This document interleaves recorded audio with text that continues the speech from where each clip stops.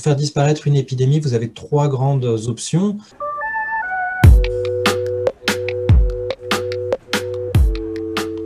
La première, c'est celle du contrôle au sens large. Donc là-dedans, on va regrouper un peu tout ce qui sont les interventions non pharmaceutiques.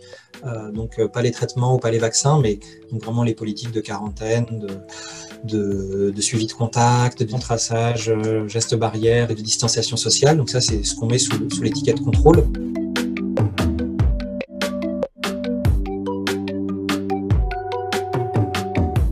Et ça, c'est ce qui a été fait, par exemple, récemment en Afrique de l'Ouest avec l'épidémie d'Ebola, où là, ça a été au niveau national, mais même international, des contrôles très très forts sur les chaînes de transmission pour parvenir à faire disparaître l'épidémie. Et ensuite, une fois que l'épidémie a disparu, vous pouvez relâcher ce contrôle. Les deux grosses difficultés avec le SRAS-CoV-2, c'est qu'une grande partie des cas est asymptomatique, quasiment. Et de plus, que les symptômes apparaissent relativement tard, potentiellement en moyenne à peu près 2 jours après l'infection. Donc vous avez des personnes qui sont contagieuses sans avoir le moindre symptôme.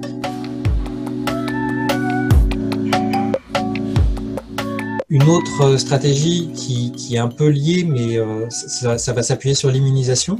Donc cette immunisation, c'est-à-dire que les personnes développent une résistance, ça peut être une immunisation naturelle suite à l'infection, ou alors une immunisation vaccinale, donc par vaccination, donc on peut empêcher des épidémies comme ça.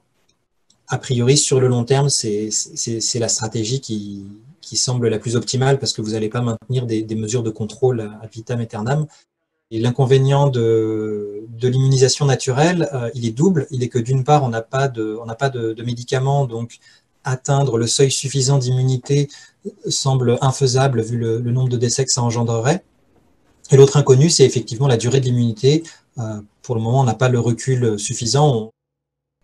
Sur les vaccins, l'avantage, c'est que vous pouvez vacciner sans mettre en danger, en particulier les personnes les plus vulnérables.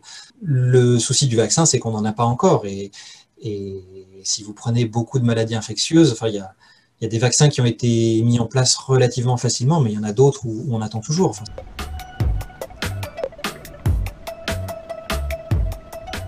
La troisième option qui marche par exemple pour la grippe, c'est l'option saisonnière, c'est-à-dire de s'en remettre à des variations potentielles de la transmission du virus en fonction des saisons. Sauf que le climat, ce qui se passe pour la grippe, c'est que ça fait disparaître une saison épidémique, mais ça revient après. Donc le climat peut avoir un rôle, mais plus temporaire.